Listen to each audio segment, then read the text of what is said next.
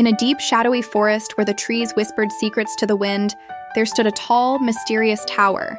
It had no doors, no stairs, only a single high window that caught the golden rays of the sun at dawn. Inside lived a young girl named Rapunzel.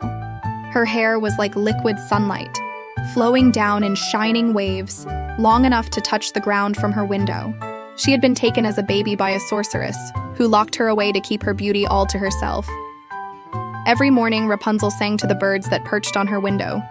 Every night, she spoke to the stars, wishing she could see the world beyond the forest.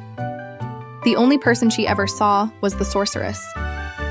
She would stand at the bottom of the tower and call, "Rapunzel, Rapunzel, let down your hair!" And Rapunzel would let her braid fall like a golden rope so the sorceress could climb up.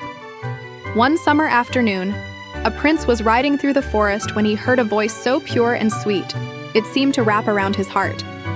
He followed it until he saw the tower, hidden among the trees. He watched as the sorceress called and climbed Rapunzel's hair. The next day, when the sorceress was gone, he decided to try. "Rapunzel, Rapunzel, let down your hair!" Rapunzel looked down in surprise, but seeing his kind smile, she trusted him.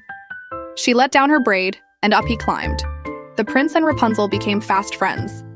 He told her about the world beyond the forest, fields of flowers, sparkling rivers, and the endless sea. With each story, Rapunzel's longing to escape grew. They made a plan. Each time the prince visited, he would bring silk thread. Rapunzel would weave it into a strong rope, so she could climb down and see the world for herself. But their happiness was short-lived. One evening, the sorceress discovered their plan. In a rage, she cut off Rapunzel's golden hair and sent her far away to a barren desert. That night, the prince returned. The sorceress dangled the cut braid from the window, tricking him into climbing up. When he reached the top, she revealed the truth. Shocked and heartbroken, he stumbled back and fell into the thorny bushes below. The thorns blinded him.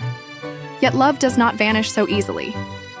The prince wandered for months, guided only by the memory of Rapunzel's voice.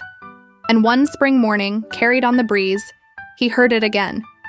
He followed the song until he found her, standing in a small garden, her eyes lighting up when she saw him. They ran into each other's arms. As Rapunzel's tears of joy fell onto the prince's eyes, something magical happened.